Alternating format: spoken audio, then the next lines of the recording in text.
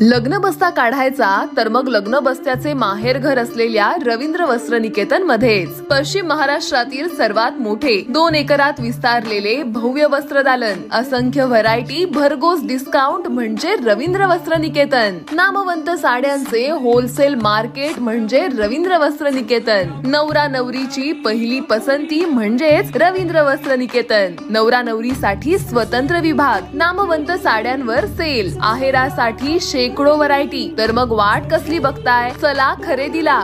रवींद्र वस्त्र निकेतन, सलगरे, तालुका मिरज, जिल्हा सांगली।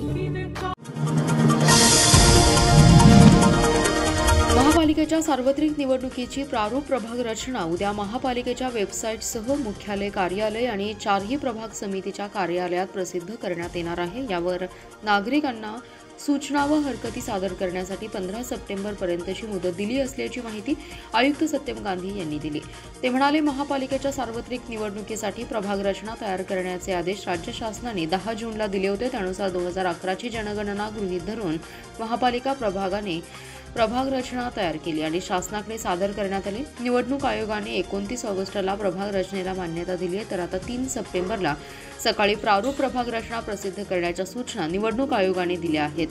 त्यानुसार महापालिकेच्या वेबसाईटसह महापालिका मुख्यालय, मिरज, कुपवाड आणि विश्रामबाग येथील कार्यालयात ही प्रभाग रचना प्रसिद्ध केली जाणार आहे। नागरिकांना या प्रारूप प्रभाग रचनेवर 15 सप्टेंबरला दुपारी 3 वाजेपर्यंत कार्यालयीन कामकाजाच्या दिवशी हरकती आणि सूचना दाखल करता येणार आहेत। हरकती दाखल करून घेण्यासाठी 5 ठिकाणी महापालिकेच्या कर्मचाऱ्यांची नियुक्ती केली आहे। दाखल झालेल्या प्रत्येक हरकतीची नोंद दररोज प्रशासनाकडून घेतली जाणार आहे। त्यानंतर जिल्हाधिकारी अथवा त्यांनी प्राधिकृत केलेल्या अधिकाऱ्यांमार्फत दाखल झालेल्या हरकतींवर 16 ते 22 सप्टेंबर अखेर सुनावणी होणार असल्याचे आयुक्त सत्यम गांधी यांनी सांगितले। मुंबईत 5 सुरू असलेल्या मराठा समाज आंदोलनाच्या ठिकाणी सरकारने केलेल्या घोषणेचं जिल्ह्यातील मराठा समाजामधून जोरदार स्वागत करण्यात आले। गावागावात पेढे, साखर वाटप करून फटाक्यांची आतिषबाजी करत जल्लोष करण्यात आलाय। मराठा समाजाला ओबीसीमधून आरक्षण मिळावं यांसह विविध मागण्यांसाठी गेल्या 5 दिवसांपासून मुंबईत आंदोलन सुरू होतं। या आंदोलनात सांगली जिल्ह्यातून मोठ्या प्रमाणात मराठा समाजातील लोक सहभागी झाले होते। या आंदोलनासाठी मदतही मोठ्या प्रमाणात पाठवण्यात आली होती। मागण्या मान्य झाल्याशिवाय आता माघार घ्यायची नाही या निर्णयावर आंदोलक ठाम होते। मनोज जरांगे सांगतील त्याप्रमाणे आंदोलन आणखी आक्रमक करण्याचा इशारा देण्यात आला होता। हैदराबाद गॅझेटियरला मान्यता देण्यास मंत्रिमंडळ उपसमिती तयार करणे, सातारा गॅझेटियर, पुणे व औंध संस्थान गॅझेटियरची कायदेशीर तपासणी करून अंमलबजावणी करणे, याशिवाय मराठा आंदोलकांवर दाखल असलेले गुन्हे सप्टेंबरपर्यंत मागे घेणे, मराठा आरक्षण आंदोलनात बलिदान देणाऱ्यांच्या वारसांना आर्थिक मदत 1 आठवड्याच्या आत जमा करणे, बलिदान देणाऱ्यांच्या वारसांना शासकीय नोकरी देणे, मराठा कुणबी एकच असल्याचा निर्णय घेण्यासाठी 2 महिन्यांची मुदत या मागण्या मान्य करण्यात आल्या आहेत। त्यामुळे त्याचे जिल्ह्यातील मराठा समाज बांधवांच्याकडून जोरदार स्वागत करण्यात आले। विजयनगर येथे मराठा समाजातील बांधवांनी एकत्रित येत साखर पेढे वाटत आनंदोत्सव साजरा केला। या ठिकाणी संभाजी ब्रिगेडचे जिल्हाध्यक्ष युवराज शिंदे, प्रकाश पाटील, रुपेश मोकाशी, किरण पाटील आदी जण उपस्थित होते। जिल्हा परिषदेचे नूतन मुख्य कार्यकारी अधिकारी विशाल नरवाडे यांनी दुसऱ्याच दिवशी मंगळवारी 25 लेट लतीफांना दणका दिलाय। दोन्ही प्रवेशद्वार 10 वाजता बंद करण्याची सूचना त्यांनी दिली। पहिलाच दिवस असल्याने समज देऊन प्रवेश देण्यात आला, मात्र बुधवारपासून कारवाईचा इशाराही सीईओ नरवाडे यांनी दिलाय। नवे सीईओ नरवाडे यांनी सोमवारी पदभार स्वीकारला। त्यानंतर त्यांनी विभाग प्रमुखांची बैठक घेऊन कार्यालयीन वेळेत हजर राहा, कामात वेळेत करा अशा सूचना दिल्या होत्या। त्यानुसार स्वतः सीईओ 9:15च्या अगोदर हजर होते। 10 वाजता दोन्ही प्रवेशद्वाराला कुलूप लावण्याची सूचना त्यांनी दिली। त्यामुळे उशिरा आलेल्या कर्मचाऱ्यांची जिल्हा परिषदेच्या प्रवेशद्वारावर गर्दी झाली। उद्यापासून वेळेत येतो, पण आता आज सोडा अशी विनंती काहींनी केली। 10:15च्या सुमारास स्वतः सीईओ नरवाडे प्रवेशद्वारावर हजर झाले। उशिरा आलेल्या कर्मचाऱ्यांचा त्यांनी चांगला समाचार घेतला। खातेप्रमुख असो अथवा कर्मचाऱ्यांनी कार्यालयीन वेळेत हजर राहिलंच पाहिजे अशा कडक सूचनाही त्यांनी यावेळी दिल्या। पहिलाच दिवस असल्याने समज देतो, उद्यापासून सुधारणा करा, अन्यथा कारवाई करणार असा इशारा देऊन प्रवेशद्वार उघडण्यात आलं। सीईओ नरवाडे यांचा दुसऱ्याच दिवशी उशिरा येणाऱ्या कर्मचाऱ्यांना दणका दिल्याने झेडपीमध्ये दिवसभर चांगली चर्चा सुरू होती। उद्यापासून 9:30 वाजताच हजर राहू अशीही कर्मचाऱ्यांमध्ये बोलणं सुरू होतं। तसेच खातेप्रमुखांमध्ये दबक्या आवाजात उलटसुलट चर्चा सुरू होती। मराठा आरक्षणाबद्दल चंद्रकांत दादा पाटील यांनी केलेल्या वक्तव्यावर कोणताही अभ्यास न करता सांगलीतील काही अर्धज्ञानी स्वयंघोषित मराठा पुढाऱ्यांनी टीका केली आहे. चंद्रकांत दादांना पुन्हा शाई फासू असा इशारा दिलाय. त्या अर्धज्ञानी पुढाऱ्यांचा भाजपाच्या वतीने निषेध करण्यात आल्याचे भाजपा नेत्या नीता केळकर यांच्यासह पदाधिकाऱ्यांनी सांगितले.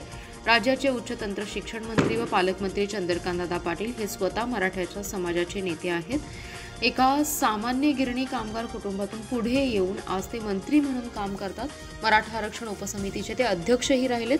मराठा समाजासाठी त्यांनी आतापर्यंत खूप भरीव कामगिरी केली आहे. गरीब मराठा विद्यार्थ्यांसाठी महाराष्ट्रातील पहिले वसतिगृह त्यांनी सांगलीत सुरू केलं. शासनाच्या सर्व योजना लोकांना माहिती व्हाव्यात आणि त्याचा जास्तीत जास्त फायदा तळागाळापर्यंत पोहोचवावा या तळमळीने सांगलीचे पालकमंत्री म्हणून ते उत्तम रीतीने काम करत आहेत. पालकमंत्री झाल्यानंतर विविध नशा आणि व्यसनांच्या आहारी जाणाऱ्या तरुणांना वाचवण्यासाठी नशामुक्ती अभियान त्यांनी जिल्ह्यात मोठ्या प्रमाणावर चालू केले. याशिवाय समाजातील विविध गरजू लोकांना पालकमंत्री आणि मंत्री म्हणून त्यांची सदैव मदत होत असते. त्यामुळे या अर्धवट स्वयंघोषित नेत्यांनी आपली पात्रता ओळखून यापुढे बोलावं असा इशारा भाजपच्या वतीने देण्यात येत असल्याचे शहर जिल्हाध्यक्ष प्रकाश ढंग, पश्चिम महाराष्ट्र संघटन मंत्री मकरंद देशपांडे यांनी दिलाय. महापालिका क्षेत्रात 92 प्रकारचे व्यवसाय करण्यासाठी महापालिकेचा व्यवसाय परवाना घेणं आवश्यक आहे. त्यातून आता 13 व्यावसायिकांना वगळलं असून त्यांना महापालिकेचा व्यवसाय परवाना आवश्यक नसल्याचे आयुक्त सत्यम गांधी यांनी जाहीर केले. महापालिका क्षेत्रात 4000हून अधिक व्यवसायधारक आहेत. या व्यवसायधारकांना व्यवसाय परवाना घेण्याची सक्ती आहे. त्यामध्ये 92 प्रकारच्या व्यावसायिकांचा समावेश आहे. पण आता यातील 13 व्यावसायिकांना सूट दिली गेली आहे. त्यांना व्यवसाय करण्यासाठी महापालिकेचा व्यवसाय परवाना आवश्यक नाही. यामध्ये बचत गट, शालेय पोषण आहार, nature therapy, physiotherapy, yoga, panchakarma, कपडे, भांडी, ब्युटी पार्लर, गिफ्ट शॉपी, पुस्तके, आहार तज्ज्ञ आणि टेलरिंग या व्यावसायिकांचा समावेश आहे. या व्यवसायधारकांना फक्त ज्या इमारतीमध्ये ते व्यवसाय करतात त्या इमारतीचे भोगवटा प्रमाणपत्र आवश्यक आहे. त्यांना महापालिकेच्या व्यवसाय परवान्याची गरज नसल्याचे आयुक्त सत्यम गांधी यांनी सांगितले. तर गेल्या आठवड्यात व्यवसाय करण्यासाठी व्यवसाय परवान्यासाठी केवळ 2च कागदपत्रे आवश्यक केली आहेत. परवाना काढण्याची पद्धत देखील सोपी केली आहे. त्यामुळे व्यावसायिकांनी परवाना घ्यावा असं आवाहन आयुक्तांनी केलं. यावेळी उपायुक्त अश्विनी पाटील उपस्थित होत्या.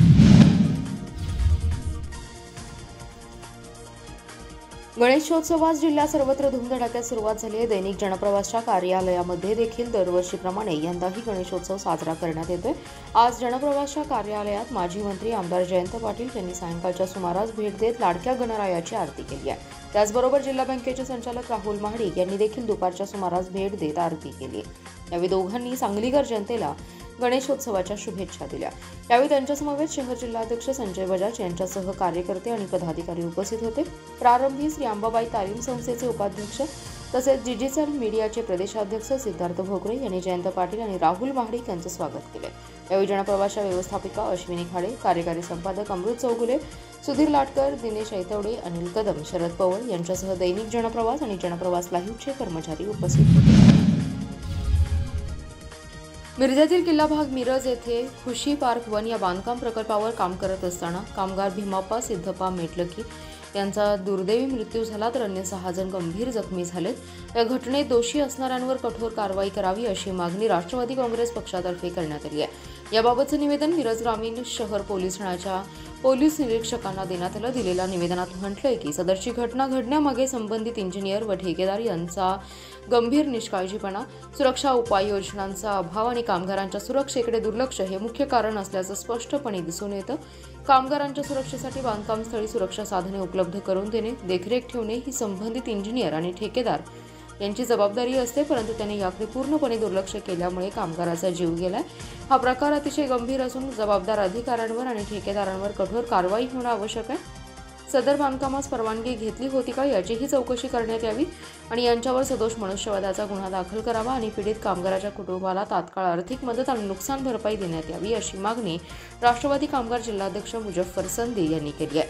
यावेळी सांगली जिल्हा उपाध्यक्ष माननीय विनोद मोरे, जिल्हा सचिव नितीन माने आणि सदस्य झाकीर लंगरदार आदी जण उपस्थित होते.